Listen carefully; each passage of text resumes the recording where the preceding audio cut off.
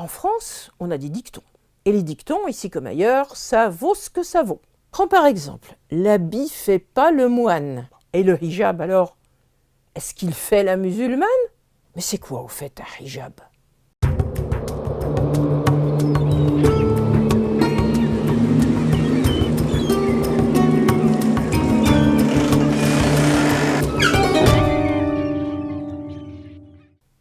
Ah, le hijab, c'est d'abord un mot. On reprend notre petit jeu. On va chercher sa racine. On fait disparaître les voyelles, ne reste que les consonnes. H, J et puis B. Qui nous amène au verbe hajaba. Hajaba. Cela signifie masquer, cacher quelque chose. Oh, je te vois venir. Tu vas me dire, oh, j'avais déjà compris.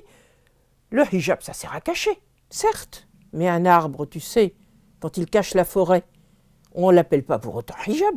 Alors le hijab, quel est son sens premier? Dans le Coran, justement, on trouve une mention très précise du hijab dans le verset 33-53 qui met en scène le prophète. On est à Médine.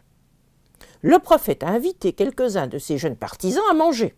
Il semble qu'il s'agisse de jeunes bédouins qui ne connaissent pas les mœurs de la ville.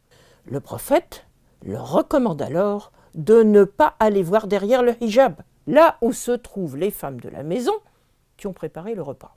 Et ce hijab qui sépare les hommes des femmes, c'est un rideau tout simplement. Ne regardez pas derrière le rideau.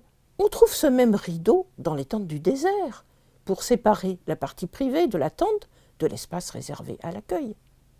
Mais la société change à l'époque de l'Empire et on voit apparaître le hajib, ou si tu préfères, le chambellan, un mot qu'on emploie plus guère en français. C'est une sorte de portier chargé d'interdire l'accès de la maison à ceux qui n'y étaient pas invités. Le hajib représente donc une rupture concrète avec la société des tribus dont la tente était ouverte à tous ceux qui se présentaient au nom du devoir d'hospitalité. Tu l'avais déjà peut-être remarqué, hajib est de la même famille que hijab. Aujourd'hui, le hijab est devenu le nom d'un vêtement, et pas n'importe quel vêtement. C'est une pièce de tissu dont la fonction est de cacher le corps. Celles qui le portent le font avec cette même idée que l'habit, pour le coup, fait le moine, ou que le hijab fait la musulmane. Alors même, et nous venons de le voir, que nulle part dans le Coran il n'est fait mention de ce vêtement, et encore moins de ce vêtement comme d'une prescription religieuse. J'allais oublier.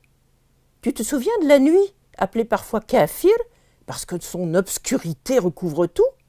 Eh bien, la nuit porte aussi le hijab. Non pas le vêtement, mais le nom.